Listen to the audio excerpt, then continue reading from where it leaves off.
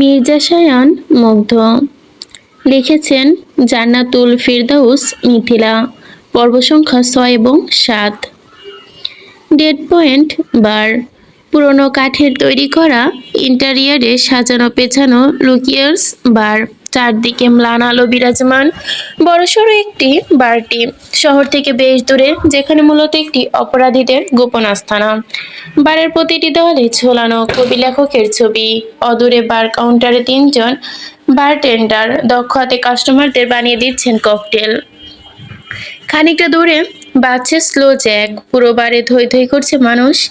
কেউ কেউ নিচ টেবিলে বসে বোধ হয়ে আছে নেশায়। বারে একদম কর্নারের শেষ টেবিলটায় গা এলিয়ে বসে আছে এক আফ্রিকান যুবক। লম্বা চওড়া গায়ের গড়ন, মাথায় ছোট ছোট চুল। তার চোখ দুটো কেমন নিবু নিবু, বোধহয় আয়েশি নেশায় বোধ হয়েছে তিনি। যুবক নেশায় ডুলতে ডুলতে টেবিলের ওপর থাকা রামের বোতল তুলে আরেক ঢোক অ্যালকোহল গ্লাসে ঢালতে উদ্যত হতে খেয়াল করে বোতল ফাঁকা। মোটা কাচের বোতলটার একটুও লিকুইড অবশিষ্ট নেই। যুবক বিরক্তিতে মুখ কোঁচকায়, কপাল গোটাতেই কাতর। ভাঁজ করে ফেলা গলা উঁচিয়ে ডেকে ওঠে বান্ডেকডারকে, হে ইউর মাদারফাক, তাড়াতাড়ি আমার একটা বোতল রাম নিয়ে আসো। বারটেন্ডার তেতে গিয়ে বললেন না কিছু। শত হলেও যুবক তার বারে ডেইলি কাস্টমার। এখন মুখ খুলে প্রতিবাদ করলে তিনি থোড়ায় নিচের পেটে লাথি মারবেন নাকি? বারটেন্ডার তক্ষুনি কাউন্টারের শেলফ থেকে আরেক বোতল রাম বের করে এগিয়ে নিয়ে দিলেন ওয়েটারদের দিকে। চাপা আদেশ সুরে দিয়ে বললেন, দিয়ে আয় ওই বাস্টারটাকে।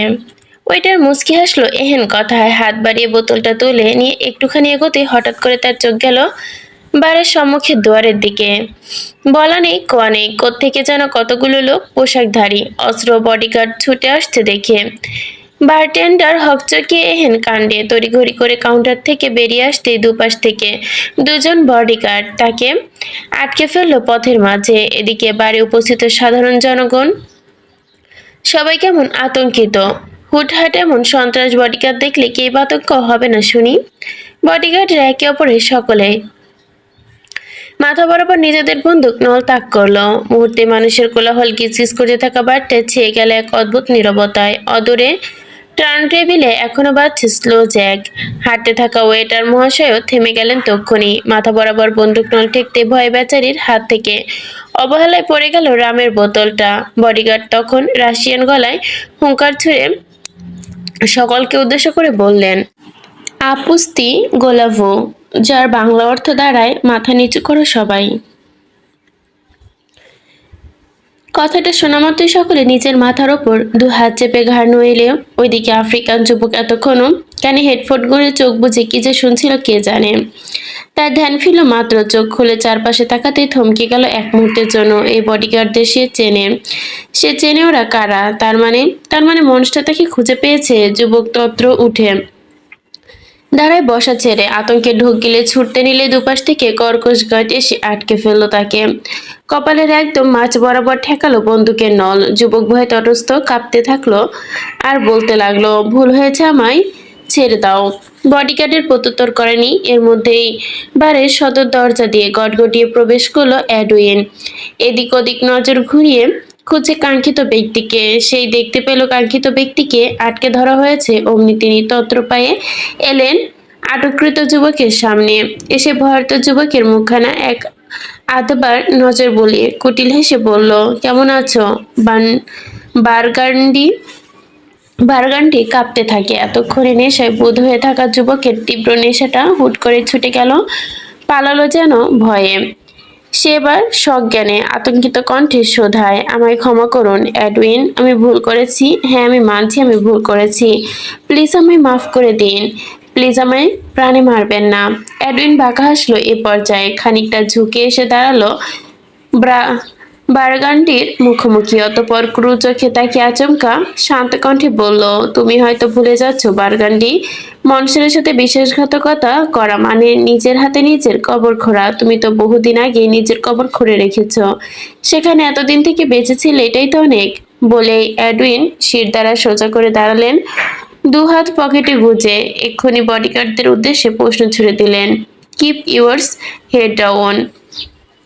কথাটা শোনার সাথে সাথে সকল কাঠেরা নিজেদের মাথা নুইয়ে দাঁড়ালেন। প্রায় মিনিট খানেক পেরোতেই বাড়ির সদর দরজা দিয়ে বুটজুতোয় দাম্ভিক শব্দ তোলে বেশ ভাব নিয়ে ঢুকলো শ্যাডো মনস্টার। মাথায় বড় গোলাকার টুপি, মুখ দেখা যাচ্ছে না তার, দেখা যাচ্ছে কেবল পিয়াংসিং করা ঠোঁট দুটো, যার ভাঁজে জ্বলতে থাকা সিগারেটের কলুষিত ধোঁয়ায় আচ্ছন্ন যুবকের মুখমণ্ডলের চারপাশ। সে ধীরে ধীরে এসেছে এগিয়ে। যাকে যাকে অতিক্রম করেছে তারা সবাই কেমন ভয়ে তটস্থ, নিঃশ্বাস আটকে রেখেছে যতক্ষণ না মনস্টার তাদের পাশ কাটিয়ে যাচ্ছে। তাদের কিছু নিচু দৃষ্টি এখনো মেঝেতে তাক করা, দেখতে কেবল বুট পরিহিতা দুটো পা, কেননা তারা তো জানে ভুলক্রমে তার দৃষ্টি একবার উপরে উঠলে পর মুহূর্তে তার মাথাটা শরীর থাকবে না, চিরতরে আলাদা হয়ে যাবে। শ্যাডো মনস্টার তার দাম্ভিক কদমে এগিয়ে আসলো বারগান্ডির মুখোমুখি। বারগান্ডি মাথা নুইয়ে রেখে কাঁপতে থাকা শরীরটা দরদর করে কাম ছাড়ছে। মাস্টার উপস্থিতিতে টের পেতেই বেচারা হাউমাউ ছেড়ে দিল, কাঁদতে কাঁদতে বলে ওঠে, প্লিজ ফরগিভ মি মনস্টার, আমি ভুল করে ফেলেছি, আর কোনোদিন এমন হবে না monster, please give me a second chance. গোলাকার টুপির আড়ালে লুকিয়ে থাকা বাদামি ঠোঁট জোড়া ঝুলি কঠিল হাসি, জ্বলন্ত থাকা সিগারেট এক হাতে নিয়ে মেঝেতে ছুঁড়ে ফেলে। তারপর চিরচেনা ভয়ঙ্কর শান্ত কণ্ঠে বলে, where is my pen drive. Burgundy নিঃশ্বাস আটকে নিল বোধহয়। বেচারা বেশ কয়েকবার শুকনো ঢোক গিল আমতা আমতা করে সময় নিয়ে বলে উঠল, আমার কাছে নেই মনস্টার।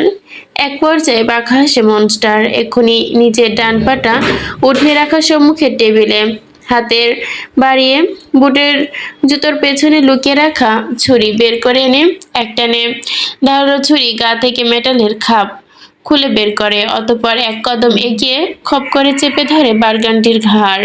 বারগান্ডি হকচকায়, ভয়ার্ত প্রতিক্রিয়া যেখানে দেখার পূর্বেই গলা বরাবর বসলো ধারালো ছুরির চাপ। মনস্টার থামছে না, এক প্রকার নৃশংসতা ভাবেই জবা করে যাচ্ছে বারগান্ডিকে। মুহূর্তে বারগান্ডির গলা থেকে ফিনকি দিয়ে বেরিয়ে আসলো লুহু, সেই লুহু দিয়েই ছড়িয়ে ছিটিয়ে যাচ্ছে মনস্টারের মুখ এবং গায়ে। তবুও নির্দয় মনস্টার হাত দুটো একটুও ছাড়লো না বারগান্ডিকে। মৃত্যুর শেষ মুহূর্তে সে বারগান্ডির দেহ ঝাঁকুনি খাচ্ছে বেশ। বেচারা চোখ দুটো যেন কোঠো ছেড়ে বেরিয়ে যাচ্ছে, জিভ বেরিয়ে গেছে বহু আগে। তার শেষ নিঃশ্বাসটুকু বেরোনোর আগ অব্দি মনস্টার তার গলায় ছুরি চালিয়েছে। যখন সে টের পেল বারগান্ডির দেহ আর নড়ছে না, নাক দিয়ে বেরোচ্ছে না নিঃশ্বাস, ঠিক তখনই ঘাড় ছেড়ে দেয় মনস্টার। বারগান্ডির নিথর মুখখানা তাকিয়ে থাকে হাতে থাকা লাল তরল রঞ্জিত চাকু দিকে। বারগান্ডির গায়ে উল্টে পাল্টে কোনো রকম চাকুটা মুছে নিল মনস্টার। শান্ত কণ্ঠে আওড়ালো, যা মাফ করলাম, তুই তো জানতিস আমার কাছে ক্ষমা মানে মৃত্যু। মনস্টারের এই নৃশংসতা বরাবরই অভ্যস্ত এডউইন, তবে বাকি বডিগার্ডদের অবস্থা করুন। রোজ রোজ এত নতুন নতুন নৃশংসতার সাক্ষী হচ্ছে তারা, কোনটা ছেড়ে কোনটায় ভয় পাবে তারা কে জানে। এদিকে মনস্টারের মুখমণ্ডল ভরে গিয়েছে রক্তের ছিটে ফোটা, গায়েও লেগেছে বেশ, তবে কালো রাঙা হয় কাপড়ে সেই দাগ দেখা যাচ্ছে না তেমন। মনস্টার নিজের মুখ দেখে লৌহ ছিটে ফোটাগুলো মুছে নেবার মতো তারা দেখালো না, উল্টো পথে পা বাড়িয়ে চুপচাপ গিয়ে বসলো কাউন্টার টুলের ওপর। ওভারকোটের পকেট হাতড়ে ফের একটা সিগারেট বের করে এনে ঠোঁটের কোণে গুজলো, লাইটার জ্বালিয়ে সিগারেটের শেষ ভাগ ধরিয়ে ঠোঁটের মধ্যে বাজ পাখির ন্যায় দৃষ্টি পড়ল বারটেন্ডার বয়ের ওপর, যিনি কিনা মনস্টারের আর দৃষ্টিতে লুকিয়ে চুরিয়ে দেখেছিলেন। তবে মনস্টারের ওই বাদামি চোখ জোড়ার সাথে চোখাচোখি হতেই ভয়ে কেঁপে উঠলেন বারটেন্ডার। তখনই নজর ঝুঁকলেন নিচে, মনস্টার দেখলেন তা। সিগারেটের শেষ ভাগে লম্বা একটা টান বসে সিগার মুখের ক্রু হাসলেন পরক্ষণে। হাতে তর্জনী এবং মধ্যম আঙ্গুলের ভাঁজে সিগারেট ধরে রেখে একটু একটু করে এক কদম বাড়িয়ে এগিয়ে এলো বারটেন্ডারের নিকট। বেচারা বারটেন্ডার মনস্টারকে নিজের সামনে এসে দাঁড়াতে দেখে ভয়ে আটখানা। তড়িৎ নিচু হয়ে মনস্টারের পা দুটো বুকের সাথে জড়িয়ে আর্তনাদ করতে করতে বলতে লাগলো, ভুল হয়ে গেছে মনস্টার, আমি ভুল গিয়ে তাকিয়েছি আপনার দিকে, আর কখনো এমন করব না মনস্টার, বিশ্বাস করুন আর কোনোদিন করব না। মনস্টার শেষত্ব হাসলো কেন জানো, ধীরে ধীরে ওভারকোটের ভেতর থেকে কোমরের পেছনে হাত দিয়ে বলতে লাগলো, নেক্সট টাইম বেঁচে থাকলে তো। বারটেন্ডার হতভম্ব, হাত হয়ে হতবাক হয়ে দৃষ্টি তুলে ওপরে তাকাতেই টের পেল তার খুলি ঠিক মাঝ বরাবর বন্দুকের তাক করেছে মনস্টার।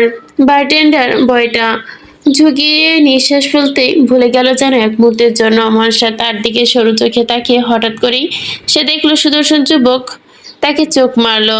বারটেন্ডার হতবুদ্ধির মতো তাকিয়ে থাকে। মনস্টার এক্ষুনি টিগার চাপলো, এবার একবার, দুবার, পরপর চারবার। এবারও টিগারের লাল খনিতায় তরল এসে ছিটকে পড়ল মনস্টারের গায়ে। তবুও মনস্টার প্রতিক্রিয়াহীন বন্দুকের দ্বিতীয়মান নলের আগায় ফু দিয়ে আদেশ ছুড়ল, ফায়ার। শুনলেন সকালে বডিগার্ডের তড়িঘড়ি করে নিচে রাইফেলগুলো সেফ সুইচে ফায়ার অবস্থায় আনলো।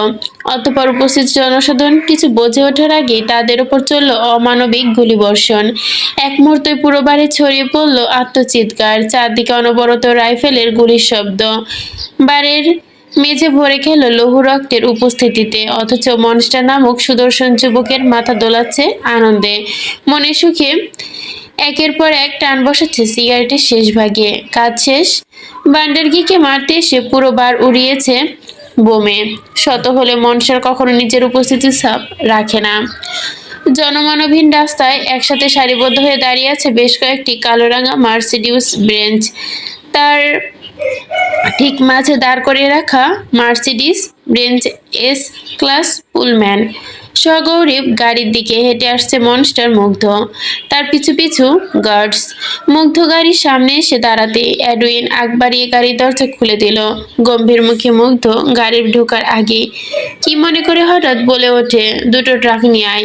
এডউইন হতভম্ব। এডউইন, মনস্টার আবার হুটহাট ট্রাক আনতে বলল কেন, তাও আবার দুটো? মানে উপস্থিত হাজার কৌতূহল প্রশ্ন ঠোঁটের ফাঁক দিয়ে বেরোলো একটাই শব্দ। এডউইন কেমন গম্ভীর মুখে সেফ মাথা নাড়িয়ে জানায়, ওকে মনস্টার। মুগ্ধ ততক্ষণে গাড়ির ব্যাক সিটে আয়েশ করে বসেছে। এডউইন ঘুরে এসে উঠে বসলো ড্রাইভারের পাশের সিটে। ড্রাইভার মহাশয় গাড়ি স্টার্ট করতেই বাসাতেই মুগ্ধ কেমন যেন গম্ভীর বাজ খায় কণ্ঠে শুধায়, শপিং মলের দিকে চল। তড়িতে বিস্ফোরিত দৃষ্টি, ঘাড় বাঁকিয়ে তাকায় এডউইন। লোকটার মুখভয় দেখে স্পষ্ট বোঝা যাচ্ছে সে বোধহয় বেশ অবাক হয়েছে এহেন কথায়। মুগ্ধ দেখেও দেখলো না তার মুখভঙ্গি, গভীর মুখে কথা থেকে টুপিটা নামিয়ে রেখেছে। ফের বাজখাই কণ্ঠে বলল, I said to go the shopping mall. এহেন বাজখাই কণ্ঠে তৎক্ষণাৎ ড্রাইভার স্টার্ট বাসায় ড্রাইভার। এডউইনও রয়ে শয়ে সোজা হয়ে বসলো। তার বিচক্ষণ মস্তিষ্ক টের পাচ্ছে অনেক কিছুই, যা ভাবতে গিয়ে বেচারা চিন্তায় শেষ হয়ে যাচ্ছে। শেষে কিনা তাদের মনস্টার শপিং মল যাচ্ছে। সিরিয়াসলি?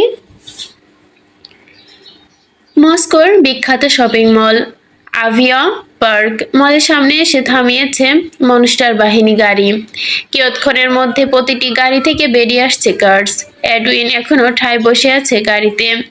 তার মনিবের পরবর্তী আদেশ না পাওয়া অবধি সে কি করে যাবে বাইরে।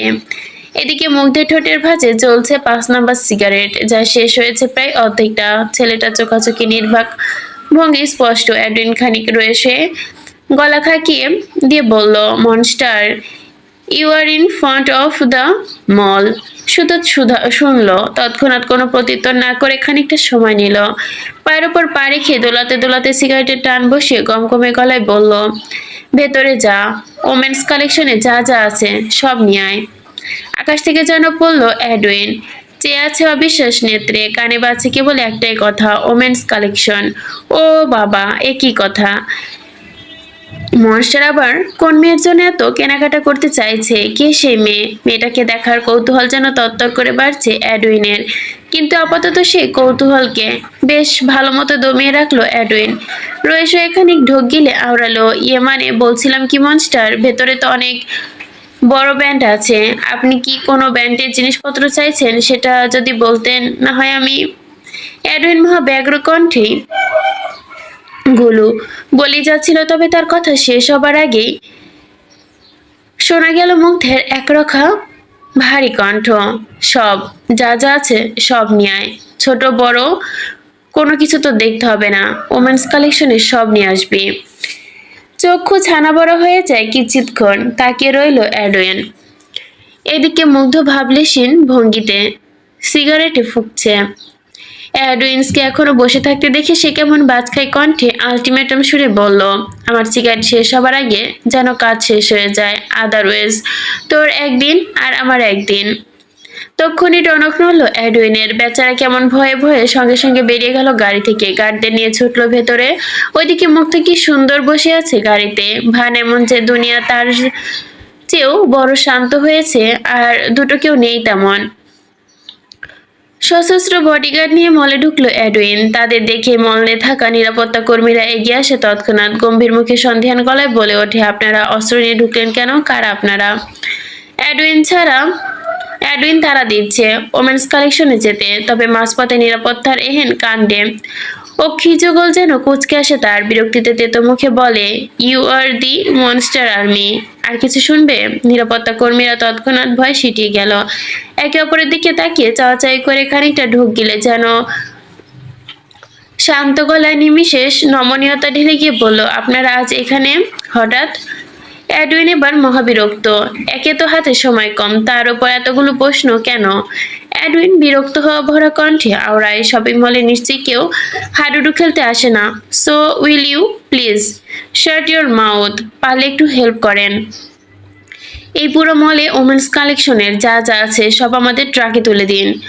মনস্টার গাড়িতে আছে। শেষ কথাটুকু শুনেই সর্বাঙ্গ ঝঙ্কার দিয়ে ওঠে সকলে। নিরাপত্তা কর্মীরা তৎক্ষণে ছুটে গেলেন ম্যানেজারের কাছে। ব্যস্ত কণ্ঠে সবকিছু বলতেই ম্যানেজার কেমন উদ্বেগ নিলেন। তক্ষুনি ছুটে এলেন মনস্টার আর্মিদের কাছে। দরদর করে ঘামতে থাকা কপালখানা শার্টের হাতা দিয়ে মুছে নিয়ে বললেন, আপনাদের যা যা লাগে নিয়ে যান, আমাদের স্টাফরা আপনাদের হেল্প করবে, আপনারা জাস্ট বলুন আপনাদের কি কি লাগবে। এডউইন হাঁটতেই দ্রুত কদমে, সঙ্গে পা মিলিয়ে হাঁটতে থাকা ম্যানেজারকে কেবল বলল, সব লাগবে? সব। ম্যানেজার হতভম্ব, দাঁড়িয়ে পড়লেন তৎক্ষণাৎ। হতবাক কণ্ঠে অস্ফুটভাবেই বেরোলো, সব? প্রায় মিনিট দশেকের মধ্যে ওমেন্স সেকশনের সকল কালেকশন, ছোট বড় সকল সাইজের ব্যাগ হাতে শুরু করে পায়ের জুতো অবধি সবকিছু বিষয় দুটো ট্রাকে তুলেছে মনস্টার আর্মি মলের স্টাফরা সহ। শুধু ট্রাকে নয়, প্রতিটা গাড়ির ডিকিতেও তুলেছে যাবতীয় কালেকশন। ট্রাকে জায়গা হয়নি সব, তাই উপরন্ত না পেয়ে ব্যবস্থা নিয়েছে এডউইন। বেচারা ভয়ে শেষ, মনস্টার সিকেট শেষ হবার আগে কাজ শেষ করতে হবে। ওইদিকে ম্যানেজার সাহেব ততক্ষণে এগিয়ে এসেছে বাইরে। কিছুক্ষণ বাদে খেয়াল করলেন সারিবদ্ধ আকারে দাঁড়িয়ে থাকা গাড়িগুলোর মাঝের গাড়িটা জানালা নিচে নামছে ধীরে ধীরে। একটু পরে জানালা থেকে বের হয়ে এলো একখানা ভেইনি হাত, যার কবজিতে ঝুলছে মনস্টার সিগনেচার ব্রেসলেট। তার চক্ষু চরকগাছ হতেই শরীর জমে গেল ম্যানেজারের। বেচা আতঙ্কে দু কদম পেছাতে হঠাৎ গাড়ির জানালার বাইরে থাকা হাত দুটো আঙুল চালিয়ে তাকে এগিয়ে আসতে বলল নিঃশব্দ। ম্যানেজার মন সায় দিল না এগোতে। মনসার নিকট যাবার সাহস কিংবা দুঃসাহস কোনোটাই যে তার নেই, তবে উপেক্ষা করার সাহসটাও যে নেই।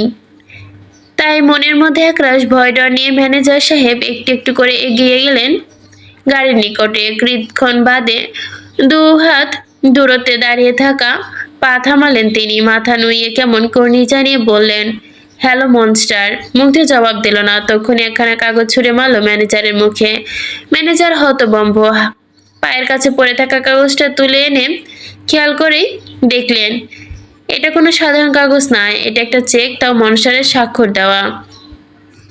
ম্যানেজার সন্ধিহান ভাঁজে করলেন কপালটা। পর মুহূর্তে তার কর্ণকুহরে ভেসে এলো মনস্টারের শান্ত কণ্ঠ, মন মতো সংখ্যা বসিয়ে নিন বলে জানালার কাজ উঠালো মনস্টার। এদিকে বাইরে দাঁড়িয়ে থাকা ম্যানেজার সাহেব এখনো আশ্চর্যিত চোখে তাকিয়ে কেমন। তিনি তো ভেবেছিলেন মনস্টার বোধহয় এমনিতে জিনিসপত্র নিয়ে যাবে, তবে তার ধারণা একদম পাল্টে দিয়েছে মনস্টার। দিয়ে গেলেন তার প্রাপ্য মূল্য। সারাদিন শুয়ে বসে থেকে গা ধরে গিয়েছে মাহির। এত অলস সময় কাটে না, না আছে কথা বলার কেউ, না আছে কথা শোনার কেউ। তার ওপর এই যে বাড়ি, এটা বাড়ি তো নয়, যেন একটা গোলক দাদা। একবার বেরোলে নিজের কক্ষের রাস্তায় ভুলে যায় মেয়েটা। আবার চোখে চশমাটাও তো নেই তার। বেশ খানিকটা দূরের জিনিস ঝাপসা ঝাপসা দেখে সে। এ হলো আরেক কষ্ট। মাহি চুপচাপ দুহাঁটু বুকের কাছে ভাঁজ করে বসে আছে। বাড়ির কথা খুব মনে পড়ছে তার। না জানি বাড়ির সবাই কেমন আছে। মেয়েটার জন্য কাছে হয়তো খুব। মেইডেন ইরাকে কয়েকবার বলেছিল ফোনে কথা বলবে, তবে তিনি জানালেন এক অদ্ভুত কথা, এ বাড়িতে নাকি কোনো ফোন চালানো নিষিদ্ধ। এমনিতেও কারোর হাতে একটা বাটন ফোনও কিনা নেই। মাহির এ কথায় শোনার পরপরে বেশ অবাক হয়েছে। এই যুগেও এসেও কেউ ফোন চালায় না? ফোন না চালিয়ে থাকতে পারে? আদৌ সম্ভব? তাও আবার এতগুলো মানুষ এতগুলো দিন ধরে ফোন ছাড়া চলছে, ভাবা যায় এসব? মাহির ভেতরটা বড্ড অস্থির, মনটা আনচান করছে বাড়ির লোকগুলোকে দেখতেই। ঠোঁট ভেঙে কান্না আসছে একাকিত্বে, পরনের ছিঁড়া জামাটা, সব মিলিয়ে মনের অবস্থা বড্ড করুণ মেয়েটার। মাহি মুখ লুকিয়ে হাঁটুর বাজে নিঃশব্দে কাঁদতে গেলে হঠাৎ শুনল অদূর থেকে এক অদ্ভুত ঝনকানি শব্দ ভেসে আসছে। কেউ হয়তো ভারী কিছু টেনে হিঁচড়ে আনছে। মাহি কান খাড়া করলো।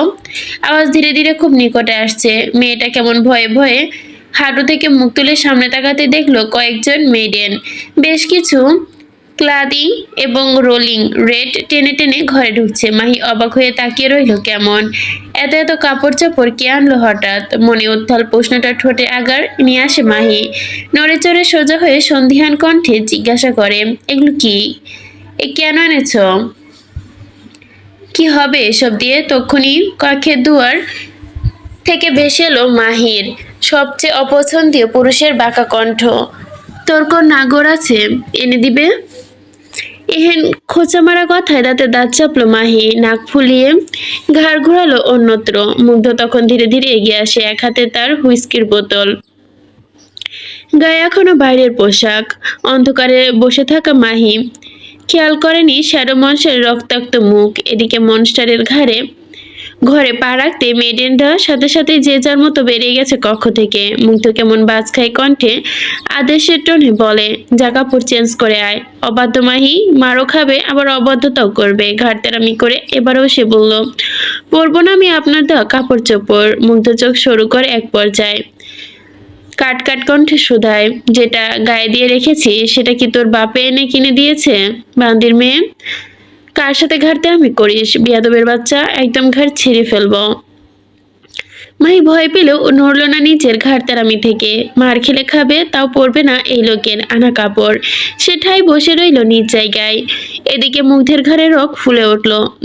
দাঁত এসেছে কটমট করার জন্য একদম প্রস্তুত। সে দাঁত কটমট করে চোখ দুটো দিয়ে আগুন লেপটে দিয়ে কেমন ঝংকার মারা কণ্ঠেই বলল, চেঞ্জ করবি কিনা বল। করবো না, করবো না, করবো না।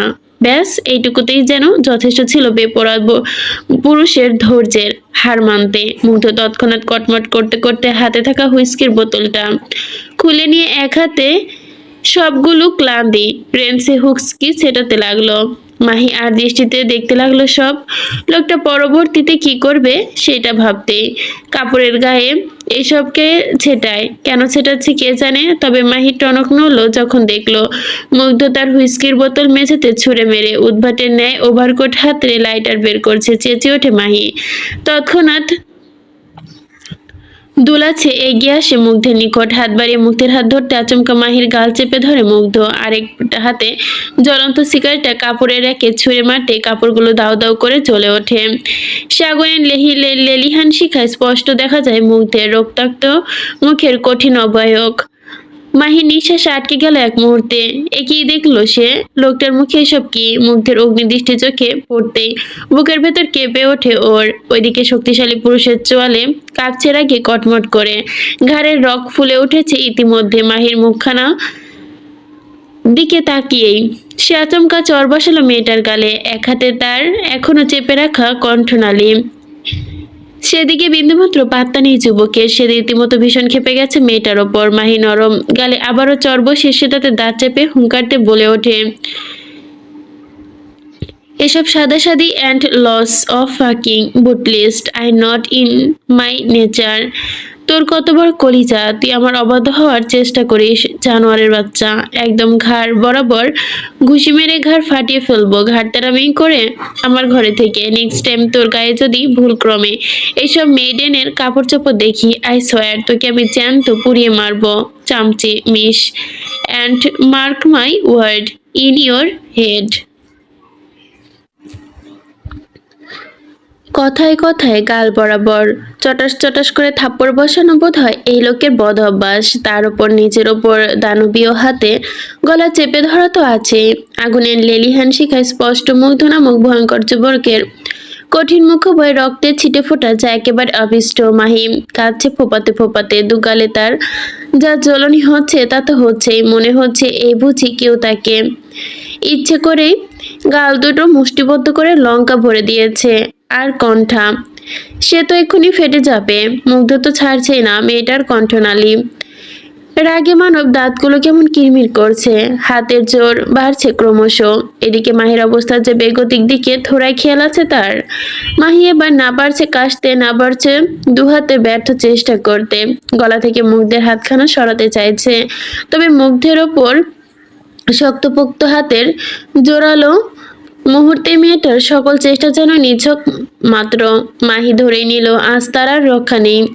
চোখ দুটো হঠাৎ করে তার বুঝে আসতে গেলে মুগ্ধ হঠাৎ মেয়েটার কণ্ঠ চেপে তাকে ছুঁড়ে ফেলল মেঝেতে। ঘটনা আকস্মিক হকচকিয়ে গেল অবধি টের পেল না মাহি। তার আগে অসহায় মানবী ছিটকে পড়ল মেঝেতে। মুহূর্তে মেয়েটার ঠোঁটের ফাঁক ফোকর থেকে বেরিয়ে এলো আত্মচিৎকার। সে তৎক্ষণাৎ নিজের কোমর চেপে হাঁপাতে লাগলো অনবরত। চোখ দুটো ফেটে কান্না বেরোচ্ছে তার। এদিকে নিঃশ্বাস টানছে, কষ্ট হচ্ছে, আরেকদিকে কোমর আর পিঠের অসহ্য ব্যথা। মাহি কাতরাচ্ছে এহেন শারীরিক যন্ত্রণায়, অথচ মুগ্ধ নামক নির্দয়ক মানব চুপচাপ দাঁড়িয়ে দেখছে মেয়েটার এহেন কষ্ট। তার চোখে মাত্র বিন্দুমাত্র উদ্বেগ ছাপ নেই, না আছে ব্যথা উপলব্ধি করার কষ্ট।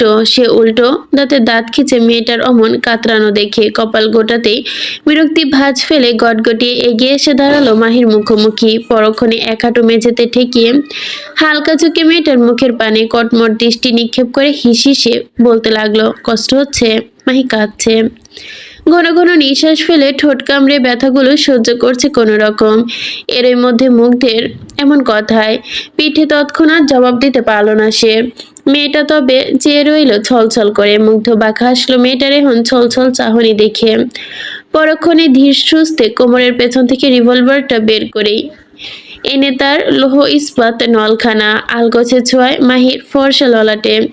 এহেন উদ্ভট কাণ্ডে কান্না পেল, ফ্যালফ্যাল চোখে তাকিয়ে রইল মাহি। লৌহ নলটা ধীরে ধীরে তার কপাল বেয়ে নেমে আসে গাল বরাবর। মাহি নিঃশ্বাস জুড়িয়ে আসতে লাগলো ক্রমশ। আতঙ্কে বুকের মাঝে দিম দিম করে শব্দ হচ্ছে। ওইদিকে মুগ্ধ কেমন নির্লিপ্ত চোখে চেয়ে আছে মাহির পানে। তার রিভলভারের নল এবার ঠেকলো মাহির গোলাপি অধর চোরার ওপর। তা কেমন তিরতির করে কাঁপছে। ঠোঁটের ওপর থাকা নলে হালকা বিন্দু বিন্দু ভাঁজের ঘামগুলো লেগে গেল। উপস্থিতি নজর এড়ায় না তা মুগ্ধের। সে এক পলক সেদিকে তাকিয়ে কুরু হেসে বলল, কি যে বলছিলি তখন, আরেকবার বলতো? ঠোঁটের এমন ওপর এমন চেপে রেখেছে আস্ত একটা বন্দুকের নল, আবার বলছে কিনা একই কথাবার বলতে। মাহি নাক দিয়ে ঘন ঘন নিঃশ্বাস ফেলছে, চোখের পাতা অনড়। এদিকে মুগ্ধ এবার সরাসরি তাকালো মাহির চোখের দিকে। অতঃপর এক মুহূর্তেই দুজনের চোখাচোখি হলো। ঠিক এর পর মুহূর্তে ঘটে গেল আরেক কাণ্ড। মুগ্ধ তৎক্ষণাৎ এগিয়ে এসে নিচে দুহাঁটু ভর দিয়ে মাহির কোমরের দুপাশ চেপে ধরে এক ভিন্ন কায়দা মেয়েটার চোখের পলক আটকে ফেললো নিজের একদম কদমের কাছে। তারপর মাহির সিল্কি চুলগুলো এক দফা হাতের মুঠো ভর্তি করে চেপে নিল।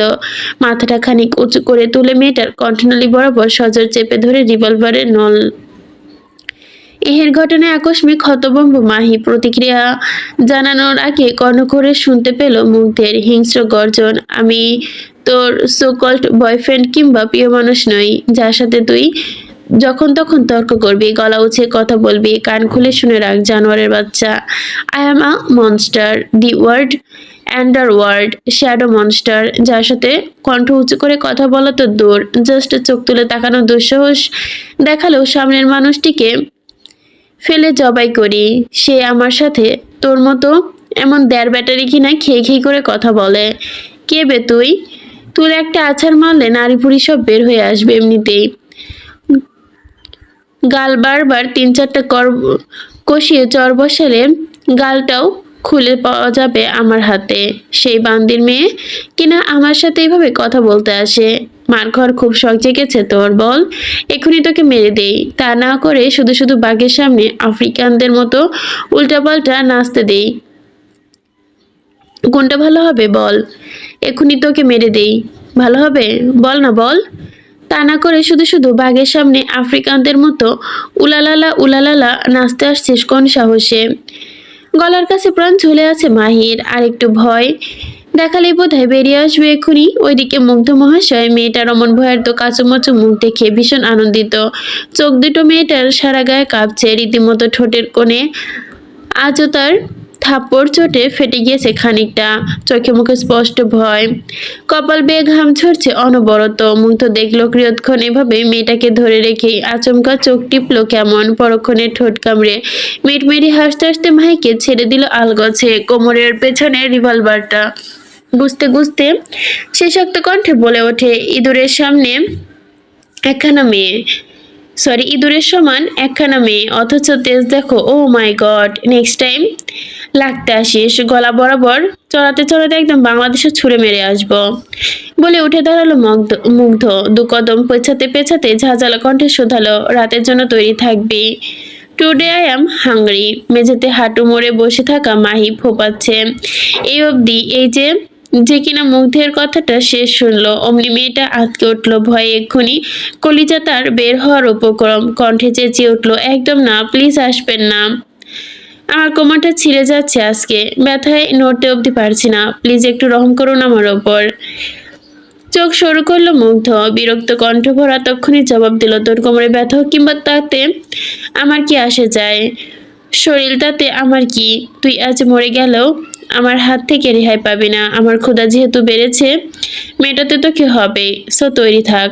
বলে এক মুহূর্ত আর দাঁড়ালো না মুগ্ধ, তৎক্ষণে গটগটিয়ে ঘর থেকে বেরিয়ে গেল। এদিকে মাহি বেচারি মেঝেতে উপর হয়ে পড়ে আছে, কাছে অনবরত। এ কোন জাহান্নামে এসে পড়ল সে, কে জানে। হকচকিয়ে কালো গ্রাউন্ডের কন্টেন্টটাই বিন্দুর দাগ নেই তাতে। সিলিংয়ে ঝুলছে স্লিম মেটাল লাইট। মনস্টার প্যাডেলের কিচেনটা বড্ড চক্ষু শীতল জায়গা।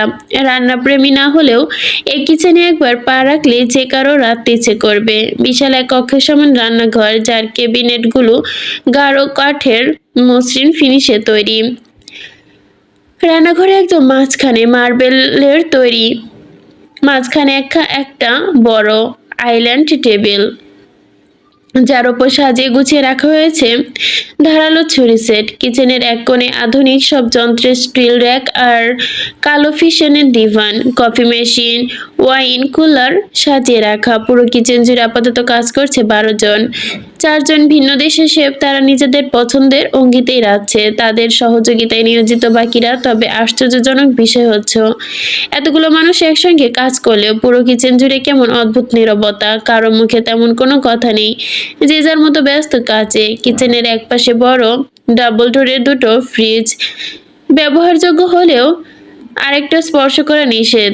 সেটা আদৌ কিসের জন্য জানে না কেউ। ফ্রিজের সামনে দাঁড়িয়ে এক পার্সিয়ান বয়, নাম ইলিয়াদ, গায়ে সাদা একখানা কিচেন অ্যাপ্রন, মাথায় পাংশির টুপি। মধ্যবয়সী লোকটা চোখে মুখে এক ভিন্ন উৎকণ্ঠা, বারবার এদিক সেদিক উকিঝুঁকি দিয়ে দেখতেছে কিছু। লোকটার বাঁ হাতের মুঠোয় লুকিয়ে রাখা একটা ছোট আকারের চাকু। তিনি বারবার এলোমেলো দৃষ্টি ফেলে এদিক ওদিক লুকিয়ে চুকিয়ে করতে চাচ্ছেন কিছু। এদিকে অনেকক্ষণ ধরে কাউন্টার টুলে বসে আছে ইলিয়াদ। এহেন এলোমেলো ভাবভঙ্গি পরখ করছে লিয়ার, তবে আন্দাজ করতে পারছে না কিছুই। সে খানিকক্ষণ তেনা মনে করে অবশেষে এগিয়ে এলো ইলিয়াদের কাছে। সন্দিহান গলায় জিজ্ঞাসা করলো, কি লুকাচ্ছ তুমি? হকচকিয়ে ইলিয়াদ তখনই নিজের বাঁ হাতটা লুকিয়ে নেয় অ্যাপ্রনের ভেতর। এদিকে তার এমন হকচকানো দেখে ভুরু গোটায় লিয়ান। সন্দেহমুক্ত দৃষ্টি বজায় রেখে আবারও জিজ্ঞাসা করে ওঠে, হাতে কি লুকাচ্ছ? দেখে ওটা কি তোমার হাতে? বলে ইলিয়ান উদ্যত হয় লিয়াদের হাতে দিকে দেখতে। তবে লিয়ানের এহেন কাণ্ডে চটে গিয়ে তৎক্ষণাৎ এক হাতে লিয়াদের বুক বরাবর সজোরে ধাক্কা দিয়ে বসে আচমকা চেঁচিয়ে উঠে বলে, দূরে সরো। তুমি আমার কাছে কেন কৈফত চাওয়ার?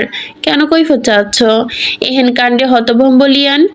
তবে আশ্চর্যের ব্যাপার হচ্ছে এদের এহেন চেঁচামেচি দেখে বাকিরা সবাই ঘুরে তাকাতেও পর্যবেক্ষণও করা তো দূর, নিজের কাঁধে ফের মত্ত একবার ফিরে তাকালেও না কি হচ্ছে পিছনে। হয়তো এখানকার নিয়মই এইটা। এদিকে ইলিয়াদ ততক্ষণে প্রস্থান ঘটিয়েছে রান্নাঘর থেকে। কে জানে লোকটার মাথায় আবার কি ঝেঁকে বসেছে, পরে আবার বাড়াবাড়ি করতে গিয়ে নিজের প্রাণটা খুইয়ে নাকি বেচারাটা।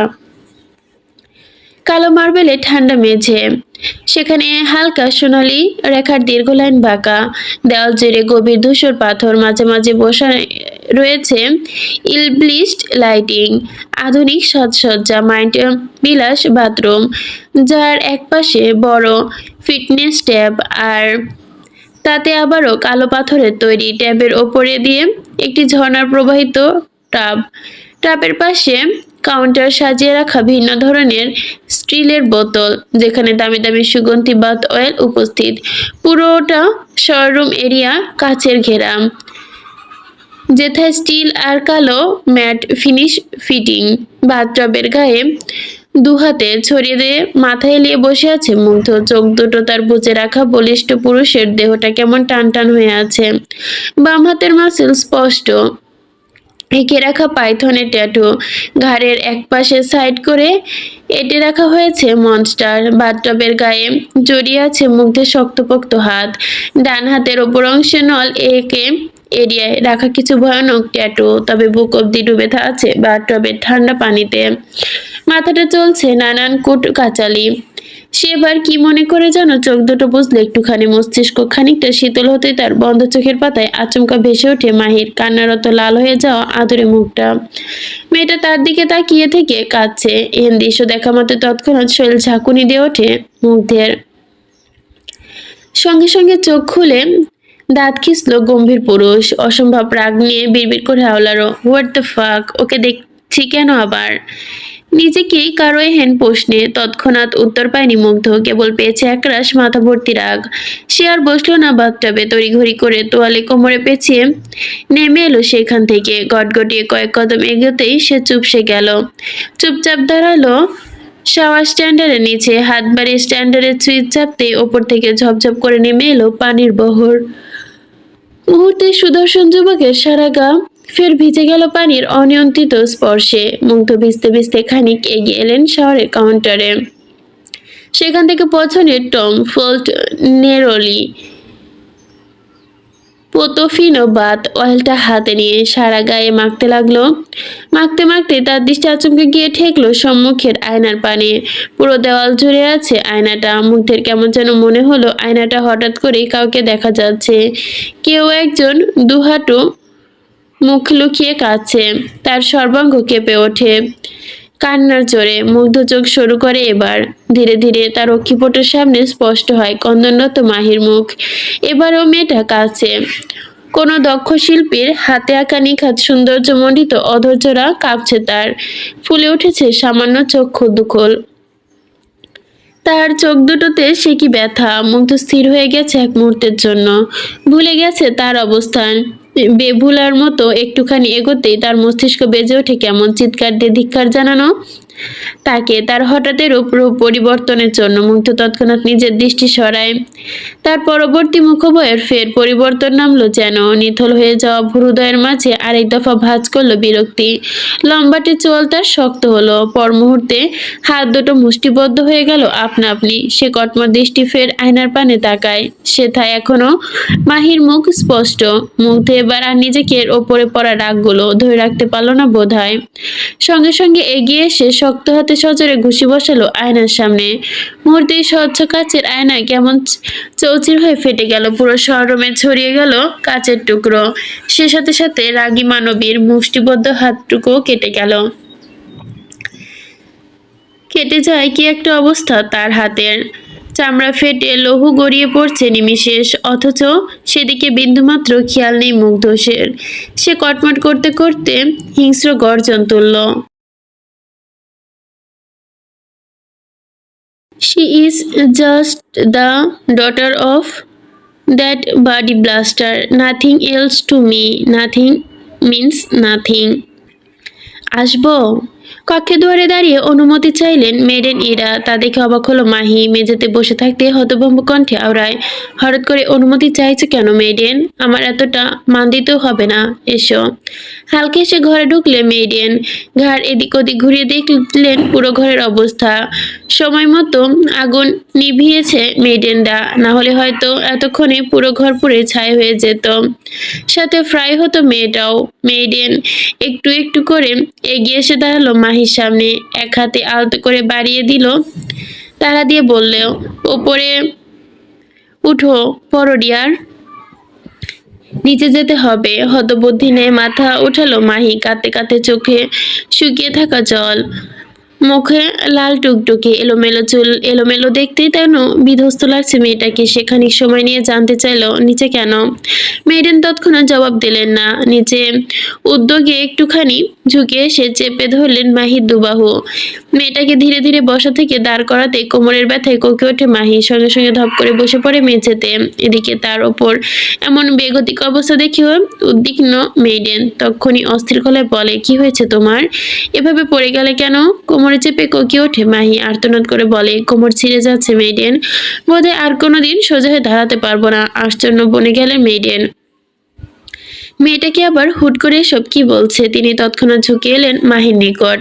মেয়েটার এলোমেলো চুলগুলোতে হাত বুলিয়ে দিয়ে জানতে চাইলেন, কিভাবে এসব হলো? কে করলো তোমার এই অবস্থা? এ পর্যায়ে মাহি ফুপিয়ে উঠল, নাক টানতে টানতে বললেন, আর কে? আমার চিরশত্রু। মেডেন বুঝে গেলেন মাহির কথার ভাবার্থক। তিনি কোমর কেমন ফোঁস করে নিঃশ্বাস ফেলে আফসোসের সুরে বললেন, এ তো কিছুই না, মঞ্চের আসল রূপ সামনে। অবুঝমাই বুঝলো না হেন কথার গভীরতা। সে খানিক নাক টেনে আওড়ালো, এর চেয়ে ভয়ানক আর বা কি হতে পারে মেডেন? হতে পারে বই কি, অনেক কিছুই হতে পারে। তুমি হয়তো এখনো মনস্টারের হিংস্রতা নাকাশে পড়োইনি, তবে যেদিন পড়বে সেদিন বুঝতে পারবে আমার কথার মানে। মাহির কৌতূহলী মন না চাইলেও কেন যেন আগ্রহ দেখায় মনসারী হিংস্রতা সম্বন্ধে জানতে। সে আর কি করবে? আমার সাথে আরো মারবে আমায়? মাহির এমন আতঙ্কিত আগ্রহ দেখে ক্ষুদ্র নিঃশ্বাস ফেললো মেডেন। ধীর সুস্থে দুপা দু বিছিয়ে বসলেন মেঝেতে, ঘাড় বাঁকিয়ে একবার সতর্ক দৃষ্টিতে মাথা ঘুরিয়ে দরজার দিকে তাকাতে, তবে কাউকে দেখতে পেল না তেমন। তিনি ফিসফিস করে জানতে চাইলেন, সেদিন তোমার সাথে কি কি করেছিল মনস্টার? সেদিনের ভয়ন্তর রাতের কথা মনে পড়তে গা শিউরে ওঠে মাহির। ক্ষণে ক্ষণে ঢোক গিলে বোকা মেয়েটা বলে দেয় সব ঘটনা। তা শুনে মেয়েটেন হতভম্ব বনে গেলেন। আশ্চর্য কণ্ঠে শুধু শুধালেন, সে তোমায় ভোগ করেনি? মাথা নুয়ে ফেলে মাহি, হালকা নাক টেনে দুধারে মাথা নাড়ায় নিঃশব্দে। মেডেন তখন চেঁচে ওঠে সামান্য। তৎক্ষণি মেয়েটা কথাতে এক প্রকার দূরছাই করে বলে ওঠেন, ইম্পসিবল। যে লোকটা রোজ নতুন নতুন মেয়েকে বিছানায় নেবার অভ্যাস, সে লোক তোমার সাথে রাত কাটিয়ে তোমায় ভোগ করেনি, এটা আমায় বিশ্বাস করতে বলছে এখন? হতভম্ব মাহি। আকাশ থেকে পড়লো যেন এইমাত্র। মেডেনের কথা শেষ হতে না হতেই সে কেমন হতবুদ্ধি নেই বলে বসলো, রোজ রোজ নতুন মেয়ে বলতে। মেডেন সতর্ক হলেন এবার। ধীরে ধীরে ঘাড় ঘুরিয়ে ফের তাকালেন দরজার দিকে। পরক্ষণে নড়ে চড়ে চাপা আসরে মাহিকে বলতে লাগলেন, দি মনস্টার অধীর রায়, যার মধ্যে বিন্দুমাত্র মনুষ্যত্ব নেই, যাকে আন্ডারওয়ার্ল্ডের মোস্ট ওয়ান্টেড রাশিয়ান মাফিয়া বলা হয়, সে কিন্তু একজন ওমেনাইজার, এক নারীর দেহভোগী, যাকে এক কথায় বলতে গেলে রোজ নতুন নতুন মেয়েদের ধরে আনাই তার জন্য। এই বাড়ির পেছনে যে মাউন্টেনটা আছে তার চূড়ায় রয়েছে মনস্টারের পেন্ট হাউস। মূলত সেখানেই তার মূল আস্তানা। আন্ডারগ্রাউন্ডের সকল কাজ, নিজের পৈশাচিক চরিত্রের বহিঃপ্রকাশ সবটা সেখানেই সে করে। বলতে গেলে এমন কোনো খারাপ কাজ নেই যেটা মনস্টার করে না। কথা হারিয়ে গেল মাহির, মস্তিষ্ক ফাঁকা হয়ে গেল কেন জানি। সে টের পেল মুগ্ধ নামক পুরুষটার কতটা খারাপ, কিন্তু সে যে এতটা খারাপ তা তার স্বপ্নেও আন্দাজ করতে পারেনি মাহি। মাহি চুপ করে রইল কিয়ৎক্ষণ, আধো আধো স্বরে আওড়ালো, মেয়েগুলোকে ভোগ করার পর কোথায় রাখে সে? তাদের কি আর আমার মতো এভাবে আটকে রাখে নাকি? তাচ্ছিল্য ভরা হাসি দিল মেইডেন। আহত স্বরে কণ্ঠ খাদে নামিয়ে বলতে লাগলেন, সবাই কি আর তোমার মতো ভাগ্যবতী মেয়ে? তাদেরকে স্বয়ং মনস্টার নামক অভিশপ্ত গ্রাস করেছে। তাদের থেকে কেউ কাউকে হয়তো ভোগ করার সঙ্গে সঙ্গে প্রোডার খাবার বানিয়েছে অথবা পাচার করেছে বিভিন্ন ক্যাসিনোতে। আবার কেউ কেউ তো দিনের পর দিন মানবিক নির্যাতনের শিকার হয়, নিজ থেকে প্রাণ নিয়েছে অকালে। বলেই বেশ বড়সড় এক দীর্ঘশ্বাস ফেলল মেইডেন। পরক্ষণে তাকালেন হতবাক মাহের পানে। ঠোঁটের কোণে আহত হাসির রেস্টে নেই। তিনি আলতো হাতে মাহের গাল ছুঁয়ে দিলেন। হঠাৎ করেই মোটা হয়ে যাওয়া কণ্ঠে আওড়ালেন, আমরাও তো তোমার মতোই একটা মিষ্টি মেয়ে ছিল, একদম তোমার মতো, নাম ছিল মারিয়া। এতক্ষণে সমিত ফিরল মাহিরার মাহির। মেয়েটা কেমন সন্ধিগন্ধ দৃষ্টিতে তাকায় মেইডেনের মুখের দিকে। সন্ধিহান গলায় জিজ্ঞাসা করে, এখন কোথায় সে? থমকালেন মেইডেন। এক মুহূর্ত চুপ থেকে মাহি খেয়াল করলো মধ্যবয়সী মানুষটার দু চোখ বেয়ে গড়িয়ে পড়ছে অশ্রু। বদনখানি কাঁপছে মৃদুমন্দ। তার কাঁপতে থাকা ঠোঁটের ফাঁক গলে অস্ফুট স্বরে বেরোলো, প্রোডার পেটে।